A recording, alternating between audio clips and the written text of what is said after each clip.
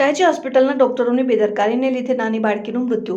જંબુસર તાલુકાના 5 ગામના રહેવાસી બાળકીને ગતરોજ નાની બાળકીની તબિયત બગડતા તેઓ દ્વારા વડોદરા શહેરની સયાજી હોસ્પિટલ ખાતે લઈ આવ્યા હતા અને ડોક્ટરો દ્વારા બાળકીના માતા પિતા સાથે અભદ્ર વર્તન કર્યું હતું અને બાળકીને દાખલ ન કરી હતી ને કોઈપણ પ્રકારની સારવાર આપવામાં આવી ન હતી, જેને લઈને 3 વર્ષની બાળકીનું મૃત્યુ થયું હતું અને પરિવારજનો દ્વારા આક્ષેપો કરવામાં આવ્યા હતા। અને આમની પર કાયદેસર કાર્યવાહી થાય એવી મારી જોગવાઈ છે અને દરેક મા બાપને કહું છું કે આવી છોકરીઓ લઈને આવો ફૂલ છે છોકરીઓ છોકરા તો એમને ધ્યાન મૂકજો। ડોક્ટરો અને સિસ્ટરો થોડા સુઈ રહે છે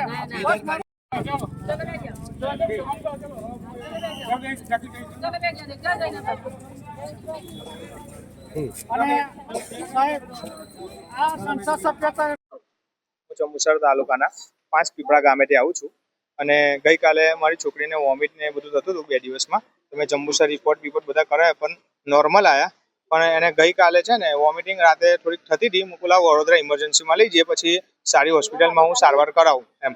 તો હું ઇમરજન્સીમાં અહીં લાવ્યો તો મેડમ બંને જે ડૉક્ટર હતા એ સુવાની હાલતમાં હતા, એ સૂતેલા જ હતા। અમે છોકરીને લઈને ગયા કે મેડમ આવું છે તો મને ક્વેશ્ચન એવો કરે કે આ ક્યાં ઇમરજન્સી છે તમે અહીં લઈને આવ્યા? તો હું કહું મેડમ હું ગધેડો છે તો હું અહીં લઈને આવ્યો રાતે, બરાબર ને 3 દિવસથી મારી છોકરીને અહીંયા એવું કીધું કે તમે શું કામ લઈને આવ્યા છે અહીંયા? તો મેં એવું કીધું કે મેડમ જરા ઉતાવળ કરો ટ્રીટમેન્ટમાં, મારી છોકરીને વોમિટિંગ વધારે થાય છે। તો એમને કોઈ જાતનો રિસ્પોન્સ ના આપ્યો અને ડાયરેક્ટ એમસેટ જે દવા આવે છે વોમિટિંગ રોકવા માટે એ મેં ઘેર બી આપેલી ને અહીંયા પણ કીધું તો બી ફટ એને ઇન્જેક્શન એમને આપી દીધું અને કોઈ જાતનું ટેટોસ્કોપથી ના છાતી ચેસ્ટ કંઈ એને ચેક કર્યું કે ના એને ઓક્સિજન ચેક કર્યું, ના જીભ ચેક કરી કે ના આંખ ચેક કરી, બરાબર ડાયરેક્ટ ઇન્જેક્શન આપી દીધું। એની ફિઝિકલી ટ્રીટમેન્ટ કોઈ જ કરી નથી અને ફટાફટ કેસ પેપર એનો લઈ અને જે દવા આવે છે પેરાસિટામોલ ને એ બસ એ 2 દવા લખીને મને કે કેસ બારેથી દવા લઈ લો અને જતા રહો કે। તો હું કેસ બારે દવા લઈને ગયો તો મારી વાઈફ પાછળ છોકરી લઈને આવી। તો હું કેમ તું છોકરી લઈને આવી છે? તો કે કઈ જરૂર નથી કે એડમિટની। પછી મેં જીભ જોઈ એટલે મૂકો આ તો જીભ એકદમ વ્હાઈટ છે ને છોકરી મારા ખભા પર ડોકી નાખી દે, તો મૂકો ઇમરજન્સી કમ એડમિટ નહીં કરતા? તો હું પાછો ગયો કે મેડમ આવું છે ના જો છોકરી મારી નાખી દે ના શ્વાસની ક્રિયા બી એની ઓછી થાય છે। તો કે સારું ચાલો કે હું ઓબ્ઝર્વેશનમાં રાખું છે। પછી એને જોયું તો ખાલી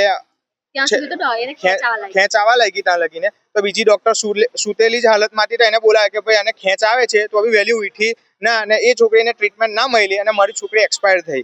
ને ત્યાર પછી 4-5 ડોક્ટરો તોરું વળીને એક્સપાયર થયા પછી તોરું વળીને એને CPR ને બધું આલવા લાગ્યા। પછી શું કામનું? જો પહેલા જ આવ્યા હોત તો મારી છોકરીની લાઈફ બચી જાત, બરાબર ને? અને દરેક વાલીને હું એવું કહેવા માંગુ છું કે ઇમરજન્સી વખતે કોઈ દિવસ તમે મારા જેવી ભૂલ ના કરતા, બરાબર છે? SSG હોસ્પિટલમાં આવવાનું નહીં, બરાબર છે? કેમ કે હું જંબુસરથી આવ્યો એ હિસાબથી આવ્યો કે અહીંયા ટ્રીટમેન્ટ મળે કે સારા ડોક્ટર મળે, કેમ કે હું બીજા જાત તો નાઇટની અંદર BHMS ડોક્ટર હોત, એની સિવાય મોટા ડોક્ટર ના હોય, બરાબર? એટલે હું એ હિસાબથી આવ્યો કે અહીંયા છોકરોના ડોક્ટર સ્પેશિયાલિસ્ટ હશે, પણ આ મારે સાચું ના નીકળ્યું અને મારી ભૂલ મારી છોકરી પણ ગઈ।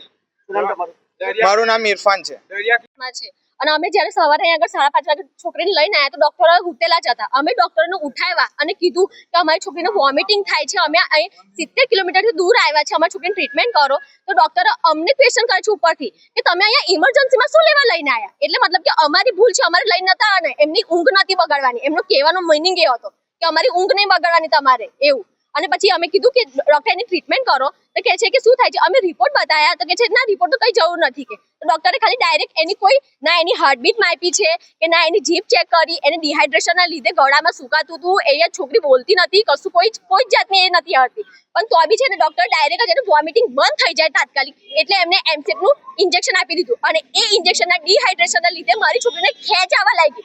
મેં ડોક્ટરને સામેથી કીધું કે ડોક્ટર એને એડમિટ કરવાની જરૂર છે, તો ડોક્ટરે મને સામેથી ના પાડી કે ના એડમિટની કોઈ જરૂર નથી। કેમ કે ડોક્ટરોને સૂવું હતું એટલા માટે। તમે ડોક્ટરો સુઈ રહ્યા હતા તે ઘડી, અમને ખાલી દવા લખી આપી કેસ પેપર પર અને પછી સુઈ ગયા ડોક્ટરો। અમે કેસ પર દવાથી દવા લઈને આવ્યા અને મારી છોકરી આમ ગળું નાખી દીધી હતી તો બી મેં કીધું ડોક્ટર આને એડમિટ કરવાની જરૂર છે અને કઈ ટ્રીટમેન્ટ કરો તો ડોક્ટર કહે છે હા સારું ચાલો એને કઈ પલંગ પર સુવડાવી દો કે અમે એને જોઈએ છે, ઓબ્ઝર્વેશનમાં રાખીએ છીએ કે।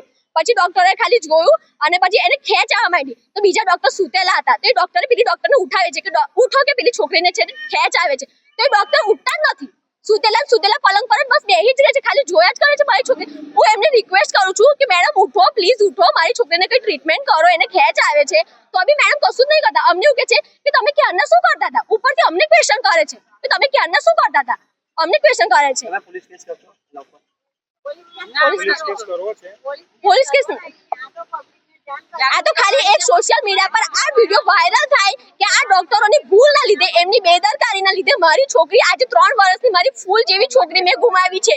તો મહેરબાની કરીને કોઈ બી પેરેન્ટ્સ આજ પછી મારા જેવી ભૂલ ના કરતા અને મહેરબાની કરીને એસએસજી હોસ્પિટલમાં ચિલ્ડ્રન હોસ્પિટલમાં હાથ જોડું છું, કોઈ દિવસ બી તમારા બાળકને ઇમરજન્સીમાં લઈને ના આવતા, નહીં તો આ ડોક્ટરો એમની ઊંઘ ના બગડે એના લીધે તમારા બાળકને મારી નાખશે.